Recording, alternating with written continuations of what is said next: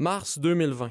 Le gouvernement québécois annonce la fermeture de la province. Une situation qui plonge la population et les municipalités dans l'incertitude. La mairesse Diane Dallaire raconte le branle-bas de combat organisé à Rouyn-Noranda dès le début de la crise. Elle souligne la manière dont la ville a su gérer la situation. Le souvenir que j'ai, c'est vraiment d'une prise en charge rapide, de l'agilité de la ville, vraiment fière de la façon dont la crise avait été gérée. C'est des tristes souvenirs, là, aujourd'hui, tout ça. On se rappelle que la ville de Rouyn-Noranda était la ville la plus touchée en région au départ, là. Et bon, écoutez, il y a plein des barrages routiers pour protéger la région. Vraiment, c'était irréel un peu, là. C'est des souvenirs, c'est spécial aujourd'hui de penser à ça. De son côté, le recteur de l'UQAT, Vincent Rousson, explique comment l'université a dû faire face à la crise dès ses débuts.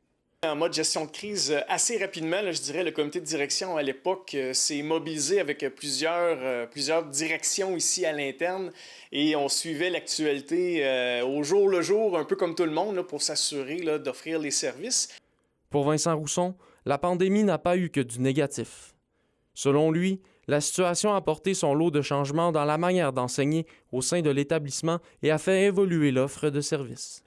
Au niveau des aspects positifs, toute la question du télétravail, on a ajusté, on a bonifié aussi les services à nos étudiants et à notre personnel également, parce que qui dit pandémie dit aussi anxiété, stress, ça a amené beaucoup d'inconvénients. Donc, il y a une panoplie de services qui se sont développés dans l'université. Diane Dallaire a fait remarquer que le côté exceptionnel de la pandémie a forcé la population à devoir se réinventer. On a eu des spectacles en pick-up devant les résidences de personnes âgées. Vraiment, c'était vraiment génial de voir toutes ces activités-là. Ces gens se mettent en mode créatif. La mairesse mentionne que la ville est désormais mieux préparée à faire face à une éventuelle crise telle qu'une pandémie.